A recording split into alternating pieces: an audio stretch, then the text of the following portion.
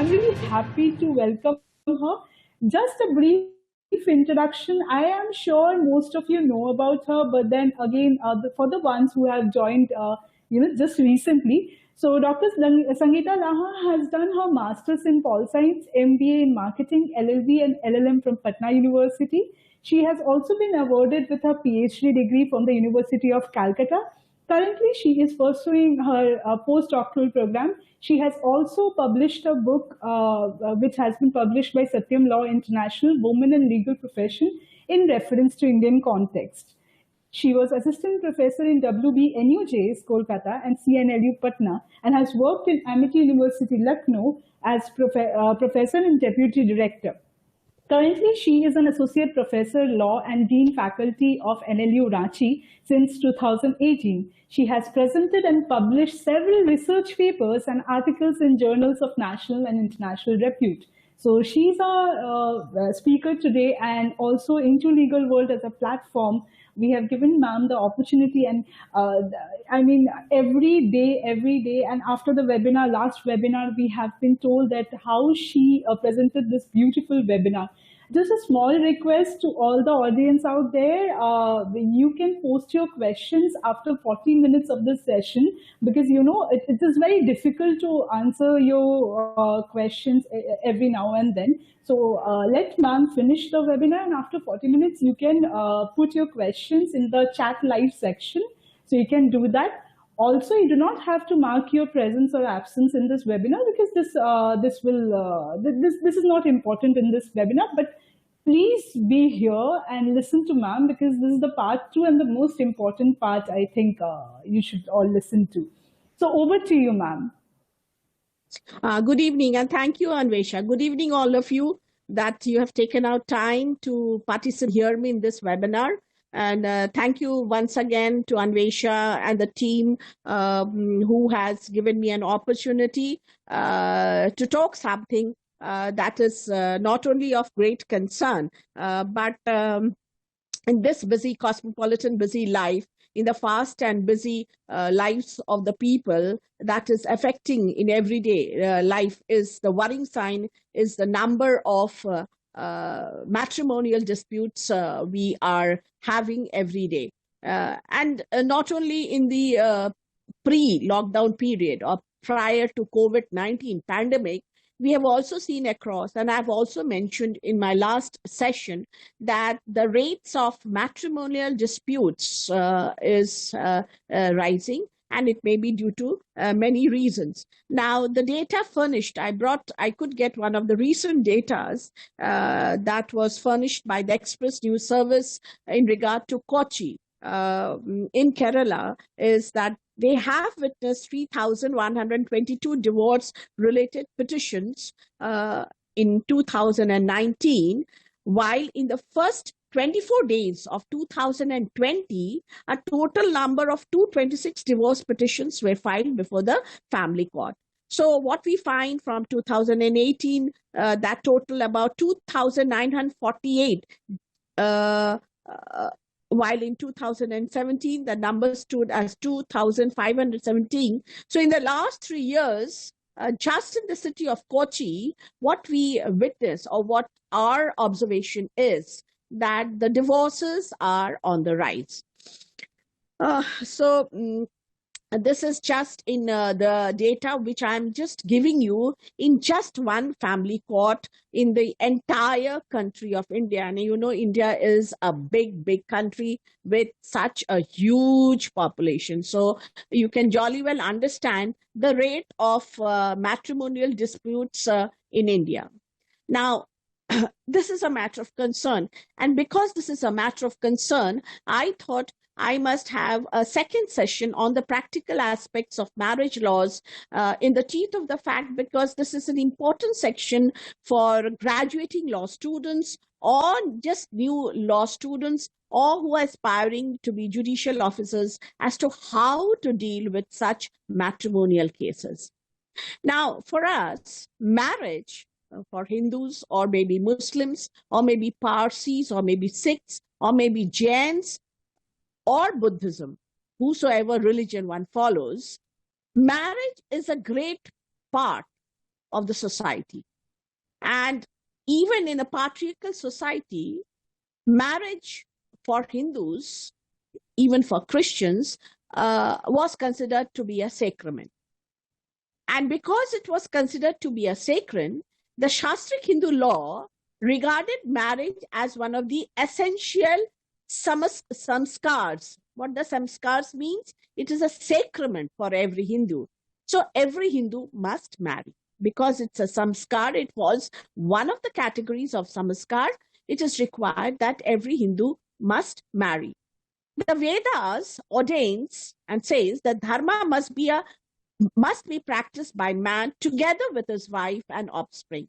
And you must have witnessed, whenever there is a puja ceremony in a home or in a temple, it is generally the husband and wife who perform the puja together. So marriage right from the beginning for Hindus was considered to be a sacrament. Now, what are the sacramental aspects of marriage? What do we understand by that? First, it means it just not only gratifies one's physical needs, but it's primarily meant for the performance of religious and spiritual duties. So I gave you one of the examples. Whenever we have a puja, a home in our house, what we find is the partners, the husband and wife, they perform the home or the puja together.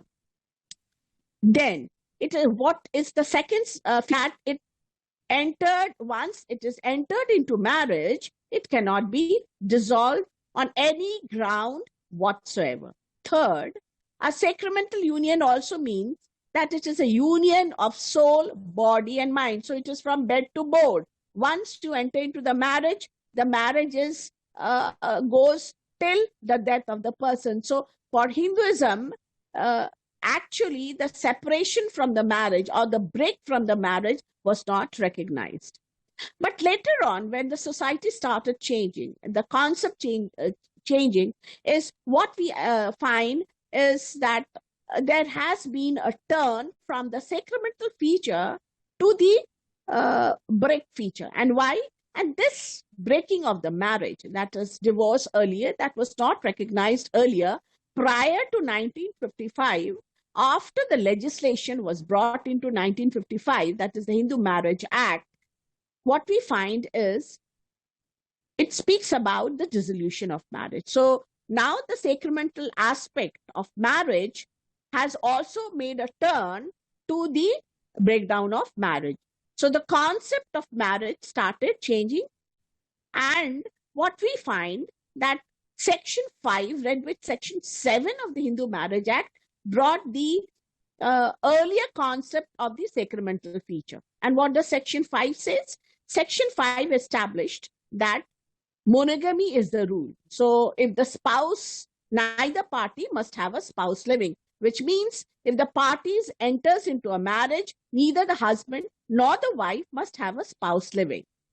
Subsection 2, clause 2 of talks about the mental capacity of the parties concerned, and it says, at the time of the wedding, that is at the time of the marriage, neither party is incapable of giving a valid consent in consequence of unsoundness of mind, though capable of giving a valid consent, has been suffering from mental disorder of such a kind or to such an extent as to be unfit for wedding and for procreation of children. And third, of course, is subject to recurrent attacks of insanity and epilepsy. Also, epilepsy is now considered to be a curable disease. Now, fourth, I'm not going into third because it talks about ages of the parties, and all of you know what is the marriageable age, that is 21 and 18, that is recognized under Indian law. Fourth talks about degree of prohibited relationship, and fifth talks about sapinda relationship. So the set of rules has already been told. I think one person is mating, if you can put him in. He's from Bangladesh. So please put him in. It's just, I think. So the set of rules that has been followed in Hindu law has been laid down and valid marriage. Now, in contravention of clause 1, 4, and 5, when it contravenes that, or it is in contravention to Section 7 of the Hindu Marriage Act. Section 7 talks about customary rites and ceremonies of either party to be performed, and it includes Saptapadi also. And what is Saptapadi? It is the 7 steps before that fire when the parties make a round. Now, in contravention of these rules, the aspects that has been laid down in the Hindu Marriage Act, what happens is the marriage is said to be a void one. So what actually we understand by void marriage is something commonly people say it is an illegal marriage. Though for law students or lawyers or for academicians like us, we say it is a void marriage. So what do we understand by a void marriage? It is actually a synonym of the word illegal. And what are the consequences of such an illegal marriage is, for example, A and B, I give you an example. If they enter into matrimonial relationship with each other with their own consent or may not have the consent of the parents, but they are major, can it be said to be an illegal marriage? No, it cannot be said to be an illegal marriage simply because the parents have refused to give their consent. But when A and B already had a married partner, they are married, and they say they had C and D, or either A or B is married to someone else, then in such a consequence, if A and B being married marries for the second time, when their spouse is still living, then such a marriage, that second marriage is said to be a void one. Why it is said to be a void one? Because it is in contravention to subsection 1 of section 5, which talks about that neither party must have a spouse living. So what I'm trying to make you understand is clause 1 makes contravention of clause 1 makes a marriage void. Contravention of clause 4, that is prohibited degree of relationship. Now, what do we understand by prohibited degree of relationship? Some relationships are prohibited by nature. Let's say spouses are related to each other through linear ascendance, either from the father's side or from the father's side, then the marriage between them may be void. So certain relationships are said to be prohibited relationship.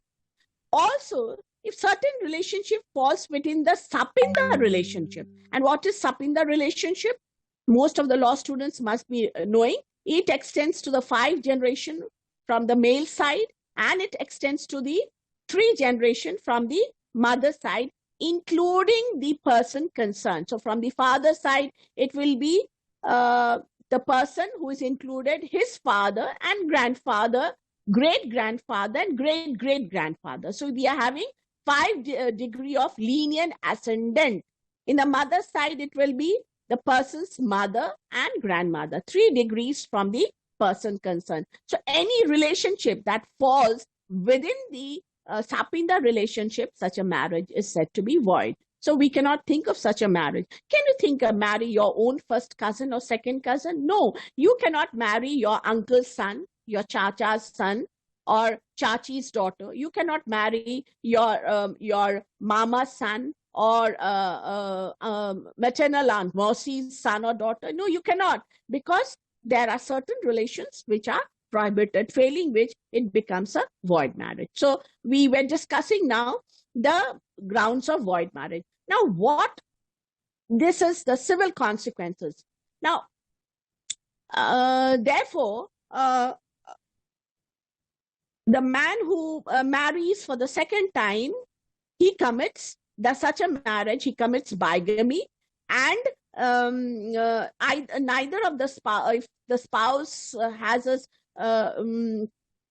if the earlier spouse is still alive, then he can also be prosecuted under penal provisions. So these are some of the restrictions, some of the barriers that one cannot marry as per Hindu law, and therefore marriage is said to be void. Now, what are the other essential elements what are the important questions that relate to void marriages? Now, some questions might go in your mind is, what are the provisions relating to maintenance of a wife in void marriages? And what happens if a children is born from a void marriages? Now, void marriages, we have two sections that attract here. One is section 11 and section 12. Now, section 11 gives the degree of nullity, that you don't have to, it nullifies the marriage.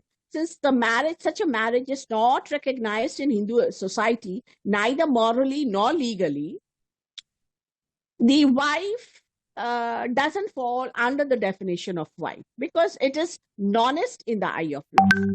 But for precaution says, the law says that it is better to get a decree of nullity. Since it is a void marriage, the court can nullify the marriage by granting a decree of nullity, though it is not an essential requirement, but as a precautionary measure, you can always advise your client to go for a decree of nullity under section 11 of the Hindu Marriage Act. Now, two questions just now I told you comes in your mind at what happens if a wife who solemnizes marriage with the man who is already married. And what happens to her? Because her marriage, as per section 5, subclause 1, becomes a void marriage. So does she get the status of a wife? That's the first prime question that may hit you. And you may also get several cases you may encounter when she may come up with a story and say that she was deceived. She didn't knew that the man for whom she had solemnized the marriage already was a married one. So what happens to her? So what are the provisions? The first thing is that you can first is, can she go for maintenance or not? I mean, that's the first thing you have to look into. Now, how is maintenance, or what does maintenance means, and how it is defined in legal terms? Now, the provision for maintenance means that the husband is required to make provisions for food, clothing, residence, education, and medical attendance and treatment of the person concerned. Maintenance necessarily must encompass a provision for residence also, because you don't know where the wife will be living. Now, if she already comes to know that he has already a wife, from his prior marriage, he already has a wife or a child, it is but natural she might get agonized and she might leave the residence. So where will she go? So maintenance to such a lady can live in a manner more or less to which she's accustomed to. So to the status she belongs, maintenance amount has to be given. What I'm trying to say is the concept of maintenance therefore includes the provision for food, clothing, and the like, and take into account the basic need of the person concerned. And what does sustenance means here? Sustenance of a wife or maintenance of a wife for her sustenance does not mean any animal existence, or you give some amount of money and you wash away your hand. No, that cannot be the case. It signifies a leading life in a similar manner as would have lived in a house of a husband. Therefore, husband has got a duty bound to enable his wife to live her life of dignity according to their social status. And there has been a Supreme Court decision reported in 2015. The party's name is Bhavan Mohan Singh versus Meena, SCC 2015, volume 6, SCC at page 353. So you can look it into case. It will help you when such a client, that is the hapless client, the victim is coming to your place, asking you as to what she should do, where to file a case, what remedy, what relief she can get, and you are the person who have to give the remedy concern. Now, as you know, maintenance is of two kinds. What it is of two kinds? One, you have the interim maintenance. And what is that interim maintenance? It is an amount that is to be paid to the person who is filing of the petition, that is from the date of petition till the dismissal of the suit. So that is maintenance, interim maintenance, and this amount includes expenses of the proceeding as well as other expenses during the course of proceeding. For example, filing of the suit, court fee, daily expenses, fees of the lawyers from time to time at hearing. All this includes interim maintenance. And what is permanent maintenance? Permanent maintenance is to be paid by one party to the other after the judicial proceeding that results in the dissolution of marriage or judicial separation. So permanent maintenance either may be a fixed amount, quite a huge amount, and an alimony that has to be paid by the husband to the wife. Now we have got two sections that attracts here. Now under which section you can file a case. I'm sure many of you must be knowing, but just a recap of it is Section 24 of the Hindu Marriage Act. Now this section is a balanced section. Why do I say this section? It is not that the wife can only claim maintenance. It can also be vice versa. A husband who has got no means to sustain himself, and if the wife is having a sufficient means and she is financially independent, then he can also claim maintenance for her. So it talks about maintenance, that how a wife or the husband can claim interim maintenance. It is only under Hindu Marriage Act and Parsi Marriage Act both husband and wife can claim for interim maintenance. While in any other statutes, for example, for Christians, only the wife can claim interim maintenance. And you can look into Section 36 of the Divorce Act, where the wife may file for a petition of interim maintenance. This is in respect to Christians, Christian couples. Now, Section 25 of the Hindu Marriage Act deals with the concept of permanent maintenance, which is an amount that a person has to pay to another person, that is, to the spouse, as maintenance, either in gross sum, I said, which is a huge amount, or periodically or monthly, as the court may order in that case. So maintenance is permanent maintenance is after the proceeding gets over. A lump sum money, or it may be by way of a lump sum money, or it may be by a monthly allowances, or it may be by a period allowances, as soever the court has directed. Now the significant question now what I'm coming into is that arises is whether the wife whose marriage is void under Section 11 of the Act, can she claim maintenance from her husband of that void marriage? Now I'm going to cite some Supreme Court decisions that will help you in drafting your case for maintenance. The Supreme Court in such a circumstances has held that where a marriage is void, wife cannot claim maintenance under Section 125 of the CRPC. Why she cannot claim under 125 of the Section CRPC? Because there the definition of wife is legally wedded wife. So wife of void marriage who does not get the status of the so-called wife cannot claim maintenance under Section 125 of the CRPC. However, it has been generally accepted rule that even in such cases, the wife is entitled to maintenance under Section 18 of the Hindu Adoption and Maintenance Act. So what is Section 18 of the Hindu Adoption and Maintenance Act of 1956? Just a cursory glance you may have on it.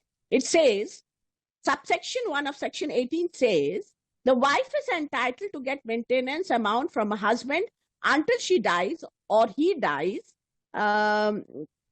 if she lives separately from her husband under the following ground. So if she moves out from the husband's home, husband residence, and for justifiable reasons she is living separately, what are the reasons? When the husband is liable for desertion, when the husband has been liable, that means he has met her with cruelty, or the husband has deserted her, or the husband is suffering from with such a disease in a communicable form, or the husband is liable for bigamy when he has solemnized the second marriage, but has not stated the truth to the second wife, or he converts to some other religion without the consent of the wife. So the wife can claim maintenance under Section 18 of the Hindu Adoption and Maintenance Act only if these conditions are fulfilled. Now, therefore, these are some of the remedies that are available to the wife, that is a wife of a void marriage. Now, I'll talk about section maintenance given as an award to wife under section 23 subsection 2 of the Hindu Adoption and Maintenance Act. Now, just to have a relook on what the section 23 says, section 23 of the Hindu Adoption and Maintenance Act defines the people who can claim the maintenance and how the maintenance can be calculated. So what are the yardsticks actually on which the court has to decide the amount of maintenance to be given to the wife? And the analysis factor of the amount are, number one, please remember this, status and position of the parties. So if the wife comes from a good status, from a hi-fi status, the amount has to be fixed. Likewise, two, the basic necessity of the claimant, which includes food, clothing, shelter, medicine, education, etc. The basic comfort which a reasonable man or a woman needs, a reasonable person needs. Fourth, the value of the property, whether movable and immovable, of the person concerned. The income of the party concerned, that is the income of the husband. The number of members who are dependent on the wife, if not she's financially sound. And these are some of the yardsticks on which the court has to decide the quantum of maintenance. And as I told you, under section 25(1), which gives an explanation, wife includes a woman who has been divorced by or has obtained a divorce from her husband and has not remarried. So divorced wife can also claim maintenance from her husband. It is not that wife whose marriage is subsisting, who has separated out, not living with her husband, not only she can file a case. It's not that deserted wife or abandoned wife or hapless wife or neglected wife can claim a maintenance. It is also that a wife who has already got a decree of divorce can also claim maintenance. So maintenance has not only to be given just to legally wedded wife. Now, what about the maintenance to the second wife? In a very important case of the Supreme Court that was delivered in 2014, the party's name is Badshah versus Urmila Badshah Godse, where the husband had concealed the subsistence of the earlier marriage while marrying the second wife. That is, the second wife is innocent. She doesn't know that her man has already married. He already has a first wife. Then if she can prove this fact, she's entitled to give maintenance. So the second wife can be treated as a legally wedded wife for the purpose of maintenance. And this is the case that has been reported in 2014, volume 1, STC at page 188. It's a very important case. The party's name, I repeat once again, Badshah versus Urmila Badshah Godse. So many a times you will encounter these type of matrimonial cases when the second wife has been duped. She doesn't know that the marriage, that her man who was actually alluring her already was a married man. And so therefore, when this lady has been duped, you can see the Supreme Court judgment and can draft the case accordingly. Also, wife who has been separated by mutual consent also can claim maintenance. The earning of the wife can also be taken into consideration, but wife income can be accounted for determining the maintenance, but if she doesn't have a sufficient income, then also she is entitled to maintenance. Now, again, a new proposition we are encountering these days is women of live-in relationship. In my earlier discussion, as I told you, in many of the metro cities of India, and also among the youngsters, the new youth that is coming up, live-in relationship has been recognized in India, and that is by the Domestic Protection of Women in the Domestic Violence Act. So live-in relationship, since live-in relationship has been recognized, women of live-in relationship can also seek maintenance And in the last, there are two judgments I can cite before you. The latest is of Lalita Topo versus State of Jharkhand. See, 2018 SCC online Supreme Court at page 2301. So a woman of live-in relationship can also seek maintenance. But woman, knowing very well, she's aware of the fact that she's in a live-in relationship with a married man. She already knows this man is married. In such a circumstances, a live-in relationship between an unmarried woman knowingly entering, she is fully aware of the fact, knowingly entering into relationship with a married male cannot be termed as a relationship in a nature of marriage, and her status would be that of a concubine or a mistress, and therefore she's not entitled for maintenance. So live-in relationship must somehow has to be established in a society that they're living as husband and wife and not undergoing concubinage. And the decision, I can quote the famous Supreme Court decision is Indra Sharma versus V.K.V. Sharma, reported in 2013, volume 15 SCC at page 755.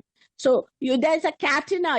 I've given you quite a lot of judgment. You can look into it, help your client, especially the hapless woman, when she comes to you seeking maintenance under the legislations we have. So these judgments will help you a lot.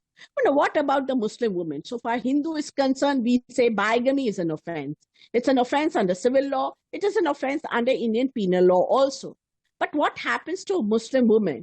Because for a Muslim man, he can have wife up to 4. So what happens? A Muslim woman is entitled to maintenance under CRPC. Why under 125 CRPC? Because it is a secular law, irrespective of religion, whether a woman is a Muslim or a Parsi or a Christian or a Sikh. Any woman of any religion in India can file a case, a suit under section 125 of the CRPC.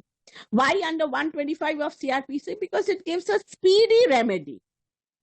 Immediately you are giving a remedy to your client by way of this, by agitating the case under section 125 of CRPC.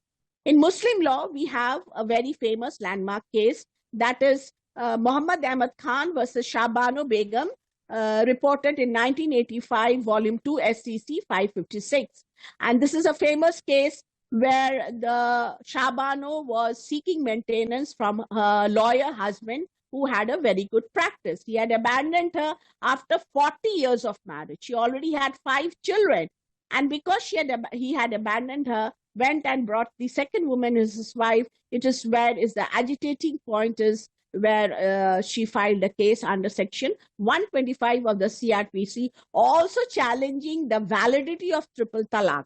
So to some extent, the validity, the constitutionality of triple talaq way back from 1985 itself was questioned by the Muslim women. And at last what we find is in 2019 is the criminalization of triple talaq. That is the triple talaq bill. The act was passed making talaq al-biddat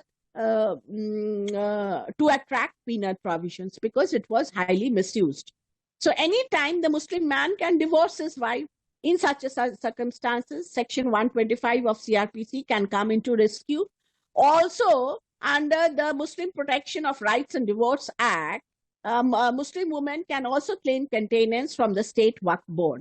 So section 4 of the Muslim Women Protection of Rights on Divorce Act 1986, in the same proceeding for maintenance, can plead inability of her relatives to maintain her, and therefore relatives can be added as parties to the litigation if they have enough means to pay maintenance. And the case is the 1996 Supreme Court case, because in 1986 we have the Muslim Protection of Rights on Divorce Act. And this case is just 10 years after. The case party's name is TN Waqf Board versus Sayyid Fatima Nachi, reported in 1996, volume 4, SCC at page 616. So you can see this case as to how the hapless woman, you can give relief to a hapless woman under Section 4 of the Dissolution of Muslim Protection Act. But Section 5 has been very cunningly drafted. At that point of time, Rajiv Gandhi was the Prime Minister of India and the Congress was the ruling government. So to woo the sentiments, Muslim sentiments, is Section 5 has been drafted very cunningly, which says that the consent of both the husband and the wife is required, whether they should go under section, they should agitate their claims under Section 125 of the CRPC or under Section 3 read by Section 4 of the Muslim Protection of Rights and Divorce Act, Muslim Women Protection of Rights and Divorce Act. So that is a different story. I do not have sufficient time to explain you why it has been cunningly drafted. Obviously, it was to woo the sentiments of the Orthodox Muslim at that point of time after the Shah Bano case. You may also see the Daniel Latifi case, that is the Daniel Latifi versus Union of India, wherein it has been categorically stated that the husband is obliged to provide a reasonable and fair provision in addition to maintenance to contemplate the future need of ex-wife. And this case has been reported way back in 2001, volume 7 SCC at page 740. So two cases in Muslim law you can refer in Muslim law. One is the Shah Bano case and second is the Daniel Latifi case. The third case is Sabra Shameen versus Maqsood Ansari, reported in 2004, volume 9 SCC at page 616. It says, a divorced Muslim wife is entitled to maintenance not merely until the completion of iddat period. So there was a lot of controversy going on that up to the iddat period. What is the iddat period? Is the period that a Muslim woman has to undergo after she has been divorced, that is, after she has been given talaq by a husband, and includes 3 lunar eclipses, that is 3 months, more or less you can take it as 90 days, or for a pregnant woman, it is until delivery. So the earlier personal law was, in Muslim law, how it was interpreted is that she can only be maintained up to iddat period. Now, what will happen to a woman after she undergoes the iddat period and still she doesn't remarry? She remains as a woman as she is, a talaq woman, a divorced woman. So, therefore, the Supreme Court in this case has said that she has to be maintained for her entire life until she remarries. So this is a very landmark judgment. You can look into it. When a Muslim woman, a Muslim client comes to you and seeks for a remedy, what you should do, which section you should file, which court is the right forum to file such a case, you should know as a law student.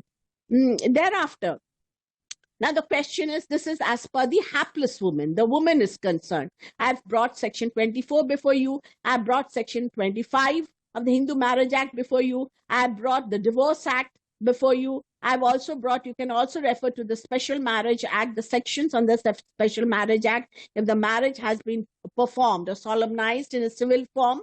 You can also see the Muslim Women of Protection of Rights and Divorce Act, the Dissolution of Muslim Marriage Act. So these are the legislation. It has to be on your fingertips when such a client comes to you. So this is one aspect of my lecture. The second is, what happens to the children of void marriages? Are they legitimate marriages or are they illegitimate marriages?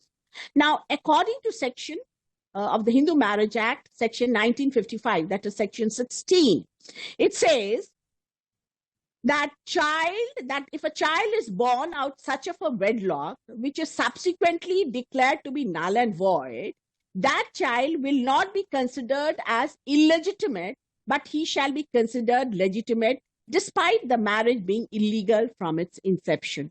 So what we see is that the children born of such a marriage that are void later, the question of legitimacy should be considered as if the child is a legitimate child and he has got all the rights that of a legitimate child. He can inherit even his parents' property, but he doesn't have the right to inherit his grandparents, that is ancestral property. So properties, as you know, is of two kinds. One is self-acquired and one is ancestral property. So in ancestral property, such a child from a void marriage cannot claim. But property from his parents, that is from his mother or from his father, he has all the right as a normal legitimate child. So Section 16 has bestowed legitimacy to such a type of children. Now, the third category, another category of marriage, which I'm going to discuss and which is very important for you to know, is mock and fraudulent NRI marriages. So we have seen a lot of women who have been abandoned. And I'll tell you one illustration that is especially in the state of Punjab. And there's a district, a place known as Jalandhar. It has got innumerable abandoned women from NRI marriages, because NRI marriage sounds to be very rosy.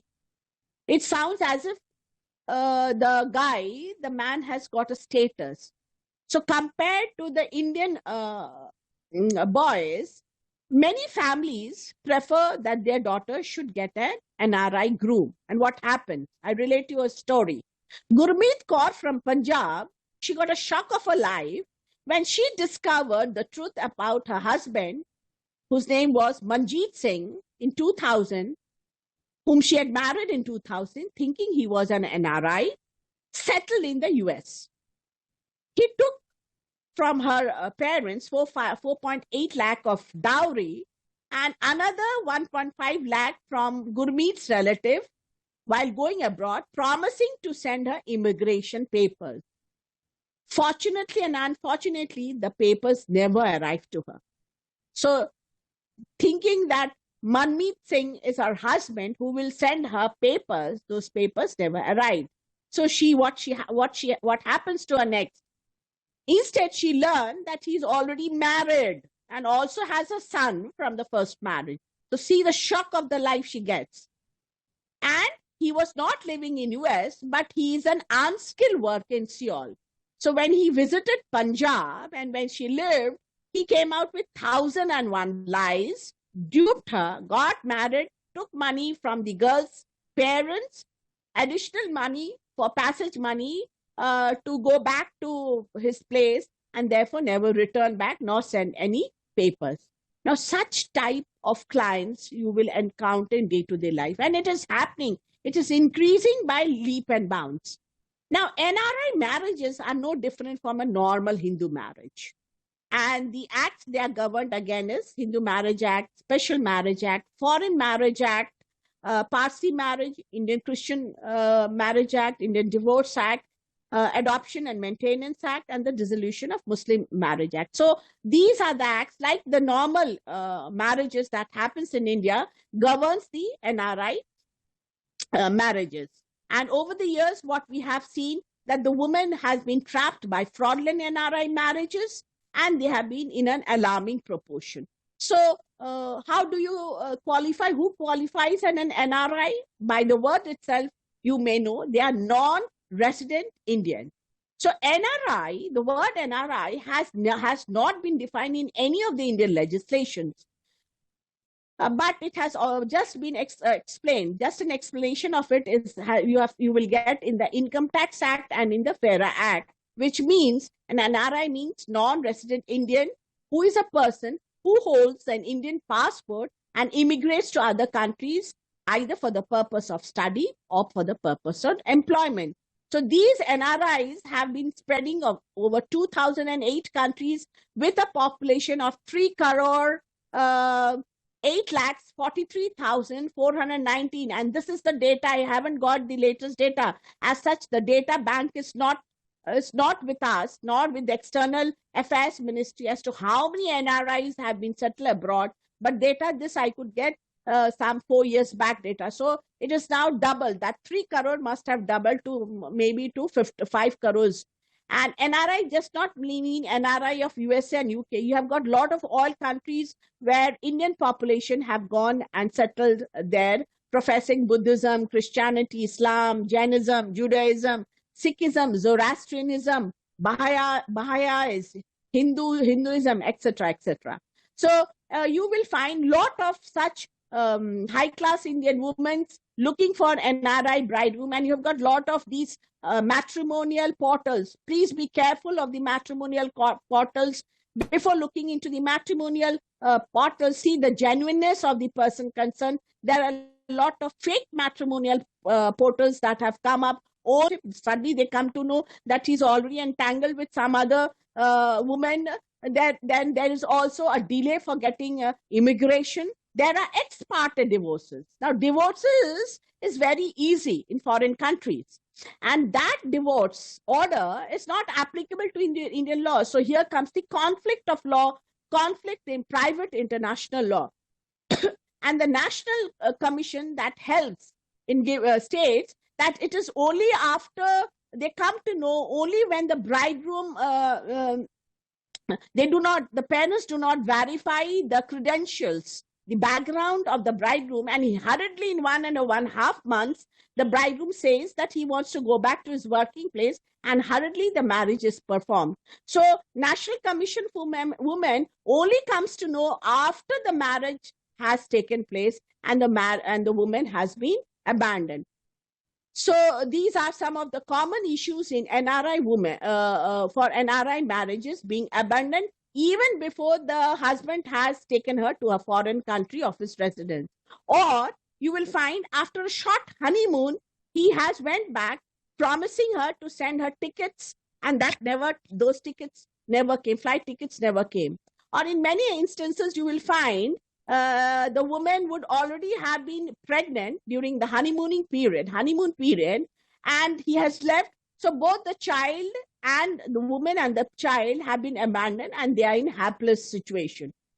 In many instances, you will find the husband has never called or wrote or never came back to take her. But on the other hand, the husband and the in-laws, so-called in-laws, have been demanding money from the helpless woman, or flatly have refused to give any help to such women. So these are some of the instances. As a lawyer, as a law student, you will come across of such incidents of hapless women. And therefore, I thought I must discuss this fraudulent marriages only with an objective, with a word of caution that you must, before performing or before going into an NRI groom, NRI so-called bridegroom, you must look into the credentials, and not who just gives a false information about his job, immigration status, earning, property. You have to look into all these material particulars before that marriage is performed. So in such circumstances, women of such marriages cannot get maintenance because the husband is actually staying abroad. So how that maintenance for Indian couples, fine, I've told you, there are so many sections. You have the courts before where the husband or the wife is residing, or whether they have last resided, that can be the jurisdiction. Either it may be before the family court or before the district court concerned, where you can file the case and you can get relief to such couples. But what happens in an NRI in an NRI marriage case? Can the woman claim maintenance? So there are a lot of issues are involved here. And just in Punjab, it has been found that more than 30,000 wives or of NRIs have been deserted. So how do you help these such type of complaints? And the Wire, the data I gathered from the Wire, it reported on 12 September 2019, so just few months back. And as per their last census, they say, the Wire reports, there are 2.3 million separated and abandoned women in India. In absolute terms, that is more than 2 times the number of divorced women. So what you find is NRI women are more abandoned than divorced. That actually a woman from our country, that is from the couple who stays in India, who are Indian residents, it's more than that. And this is a very alarming proportion facing harassment and ill treatment.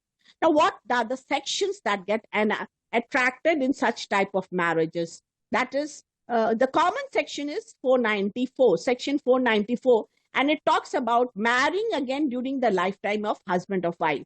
So either for couples living in India or NRI grooms who had already had a marriage before, who has earlier has a wife living in his working place, also has got a son, again came to India and jolly well solemnized the second marriage. How can he be hooked?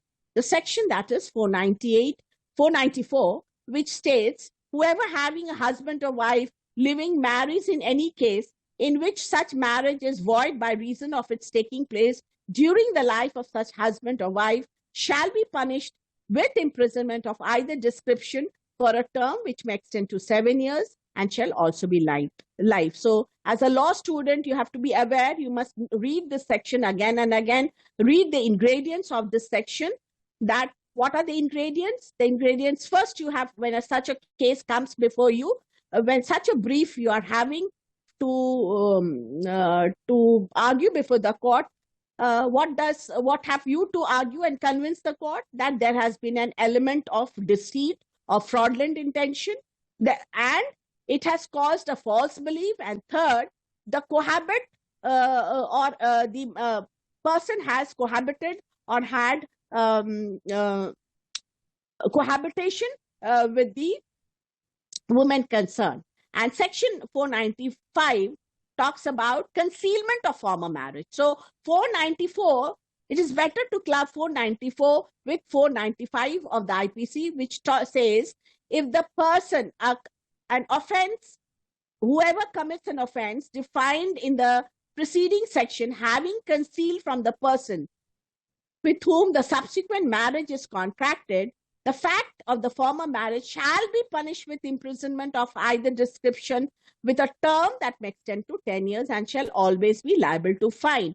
So 494 has to be clubbed with 495 of the IPC to prove a case. Apart from this, there are also section 494 that attracts adultery, and it says whoever has a sexual intercourse with a person who is and whom he knows or has reasons to believe to be the wife of another person without the consent or connivance of that man, such sexual intercourse not amounting to the offense of rape is guilty of the offense of adultery and shall be punished with imprisonment of either term which may extend to 5 years or with fine or with both. So adultery, to attract the sections of adultery, there has to be cohabitation. The woman must be married. It is in the knowledge. The consent or connivance of the husband is there, and it should not constitute rape. So this section can be attracted here. Other section is section 498, that is enticing or taking away or detaining with criminal intent a married woman. You are the guy concerned is either takes or entices away woman whom he knows or has reasons to believe to be a wife of any other man, from that man or from any other person, having the care of her on behalf of that man with intent that she may have illicit intercourse with any person. So these are some of the offenses where IPC gets attracted, and you have to be well aware, you have to be well equipped with what are the ingredients of this this section. Other ingredients are 498A, cruelty. You can file a case under 498A of the IPC. Cruelty, although not defined under Indian laws, but it is a cognizable, it is a non-bailable and non-compoundable offense defined in 20A of the IPC under section 498A. So you can hook the husband and his relative under 498A only if you want, if only the wife aggrieved or the complaint aggrieved wants to hook the person under criminal law. So for civil law is concerned, she can file a divorce under section 13 of the Hindu Marriage Act. And section 13, what does section 13 of the Hindu Marriage Act says?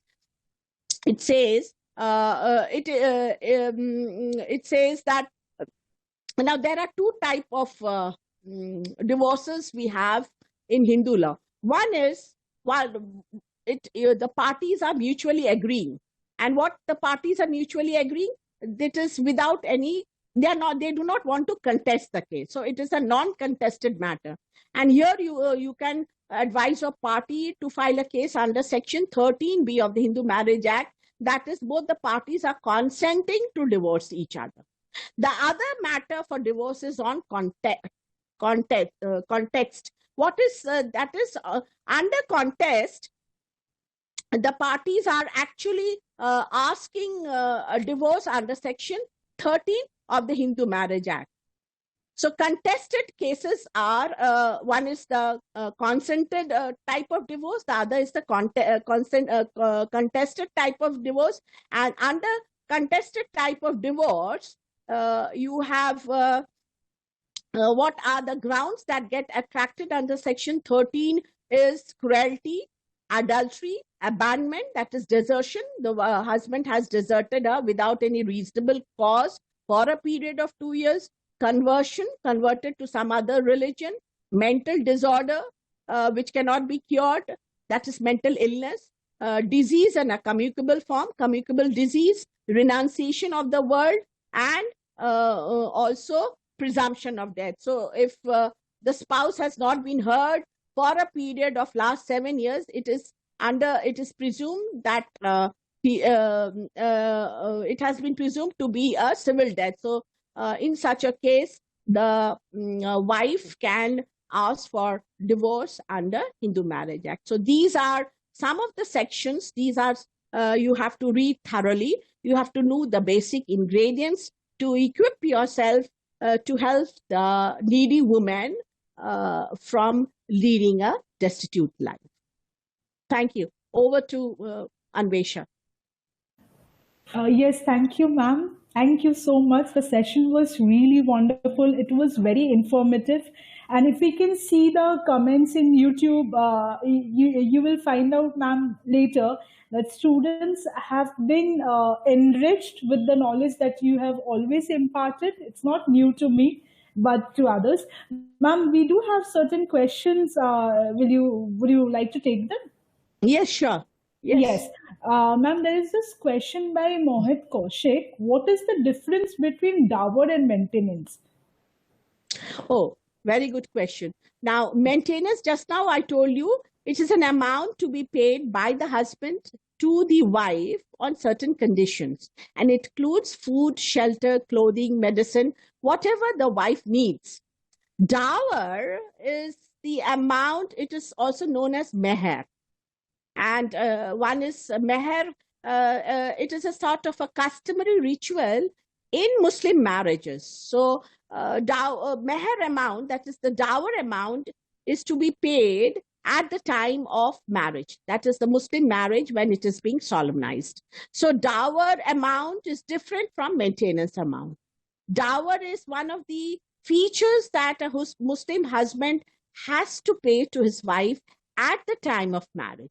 And dower is of two kinds. One is prompt dower, which is paid at the time of marriage. And the second is deferred dower, which he can pay later on arising on certain contingency. Now, these contingency is actually to be decided by both the parties.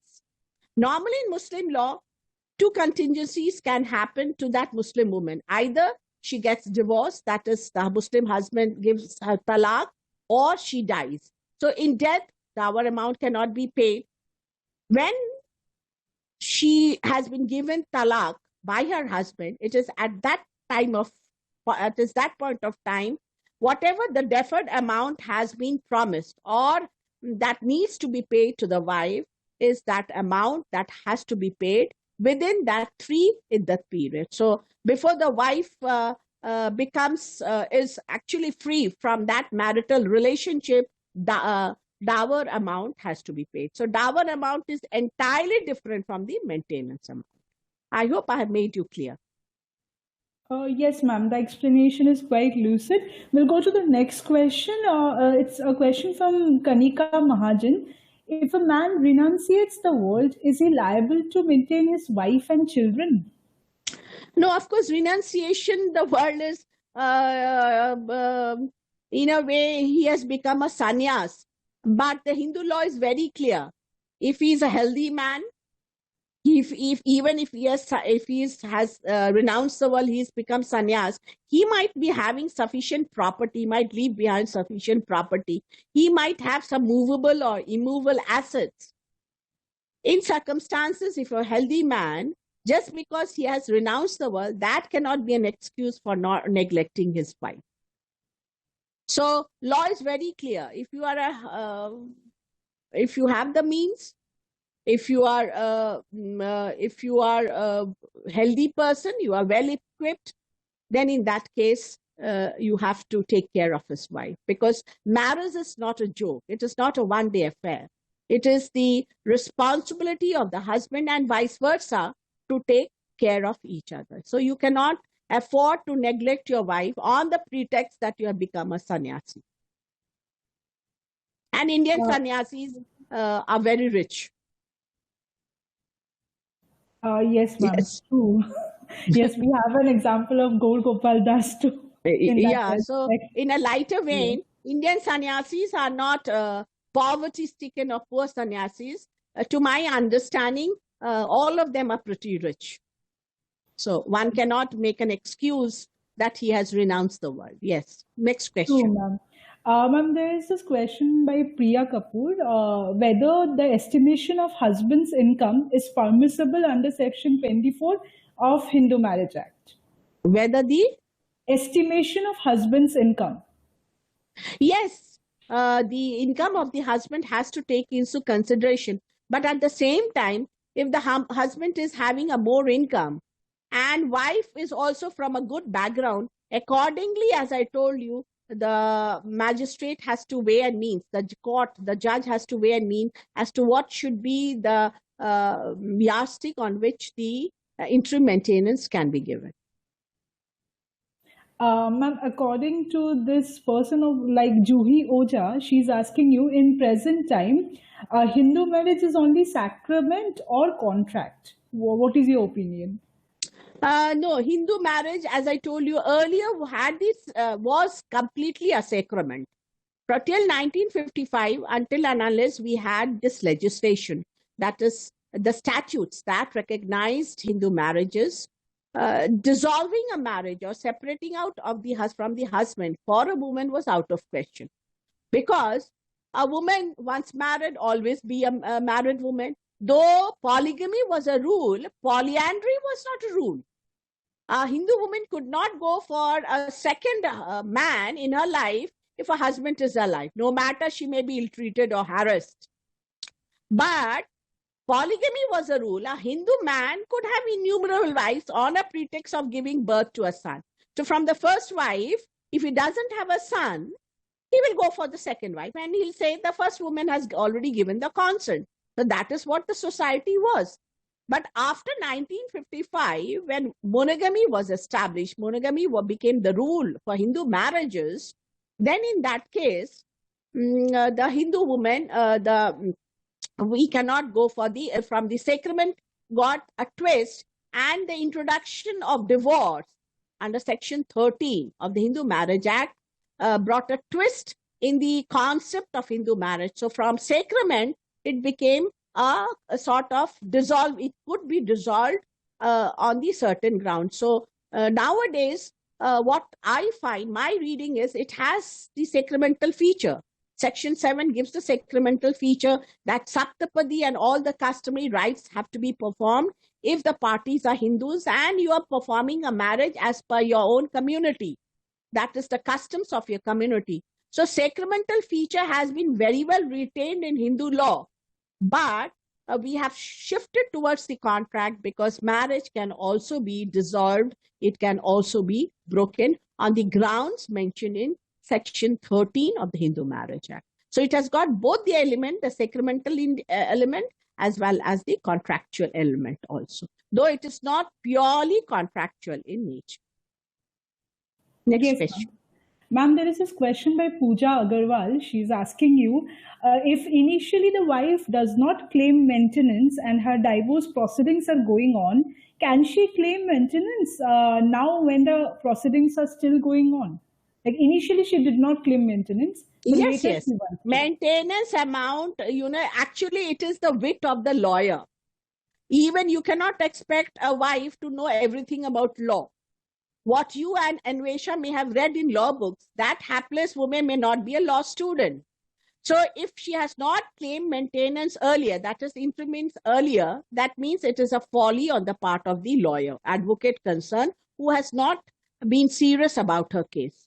The first duty of the advocate or the lawyer is the moment he files a claim of maintenance or in any suit, it may be a suit for restitution of conjugal rights, it may be a suit for judicial separation, it may be a suit for divorce, the first thing he has to do is any of these suits, he has to file a case for interim maintenance. Otherwise, how will that wife fight that suit? So ignorance of the lawyer cannot give an excuse to the party concerned that she cannot ask for maintenance. Even during the divorce proceeding at a later stage, she may ask the court to give an interim maintenance provided she doesn't have the means to carry or to fight that suit, to fight that litigation. Okay, ma'am. Ma'am, there is this question by Legal School. If a woman has been forced in marriage, would it be a void or voidable marriage? Now, forced in marriages, you have to, because generally the consent is required and the consent has to be a valid consent. And when the consent becomes not a valid consent due to unsoundness of mind or mental incapacity, all this has been mentioned in Section 5. Now, whether she has been coerced into marriage, whether she has been forced into marriage, all these things have to be proved before the law to make the marriage. She may get a divorce, but it cannot be said a void marriage. I've already told you when the marriage becomes void. So consent, not giving a valid consent, doesn't make the marriage void. It makes, I suppose, to my understanding, it makes the marriage voidable. So please, I have to see once again, there's a difference. Void is only on 3 criteria. If the party must not have a spouse living, 2, the party should not be within the prohibited degree of relationship, and 3, the parties are not sapindas to each other. Otherwise, it becomes a voidable marriage. Option of the party whether to seek an annulment or not to seek an annulment. Okay, ma'am. Ma'am, there is this question by Juhi Oja. Is registration of marriage mandatory when married couple is going to stay permanently in a foreign country after marriage? Yes, of course. The Foreign Marriage Act bill, please read the Foreign Marriage Act bill, which is still pending. It was supposed to be passed just prior to the lockdown was announced. Surprisingly, it could not be passed. And in between, the minister who had placed the bill is late Mrs. Sushma Swaraj. We have no more. She has been quite an activist. So registration of marriage as per that bill is a must to hook the husband. Otherwise, he won't disclose his address. If he's a fake person, he won't disclose his address. He keeps on changing the job because he's entirely in a foreign country where green card or permanent residency is very difficult to get in. So you must get the marriage registered. Yes, in a way it is compulsory. And for NRI marriages, it is all the more compulsory. The bill, if it becomes an act, it makes registration compulsory. Moreover, if not an NRI marriage, it is just a marriage in India among couples, most of the state has made registration compulsory. So in a way, if you read Section 8 of the Hindu Marriage Act, it is the state government who has to make this law to make registration compulsory. And nowadays, we all should be aware of the fact whether it is performed under Special Marriage Act, that is civil marriage, whether it is performed under Hindu Marriage Act or Christian Marriage Act or Parsi Marriage Act, registration needs to be done. It is compulsory. Yes, it is. And ma'am, we are here with the last question. It demands your opinion. Ma'am, whenever this question has been posed by Pooja Agarwal, and she's asking, whenever a woman takes or seeks divorce, it is looked upon her that she is committing a crime. So there, again, this is a social ostracization that happens. So, ma'am, what would you like to comment on it? Because this is the last question, and I think this issue, as a social issue, is also very disturbing. So, what would you? Yes, yes, I completely agree with her. Because for the last since independence, where women could not think of getting divorced, yes, it is a stigma even today, because most of the women from rural background, of course, for educated women or women who has got a technical degree, who can stand on her legs, yes, she may fight the situation. But for women of rural India who is facing violence day by day, who's facing harassment day by day, who's facing even dowries, marriage, even after marriage day by day, for her, of course, getting divorced or thinking of divorce is next to impossible, because in such a society it is very difficult to live in. She's not only being stigmatized, she's taken very easily by men also. I completely agree with her. But does that mean that we should be silent against harassment? Does that mean that we should be silent against dowry deaths and dowry crimes? Does that mean that we should suffer humiliation day by day? Does that mean that we should cry every night and suffer in the hand of alcoholic husband? Does that mean that we should be suppressed for all times and we should be silent spectators? Definitely not. There has to be the bell has to be, the question is, who will tie the bell in that cat's neck?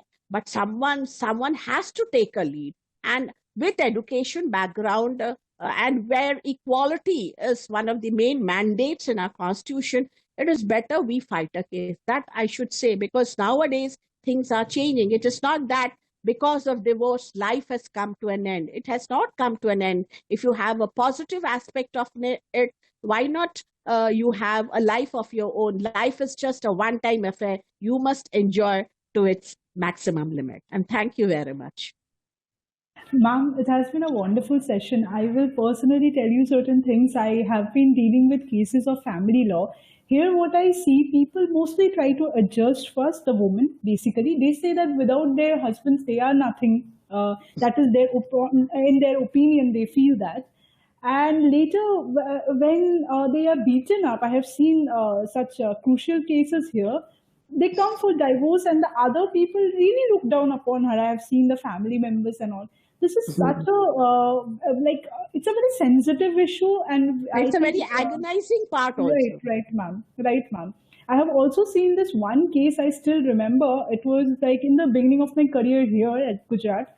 There was this teacher who was from a very reputed school, and she was very pretty and everything. She came to the court, and she was asking my senior, like, she's going to the witness box, and if she's asked a question, how should she respond and all. And she started crying, ma'am.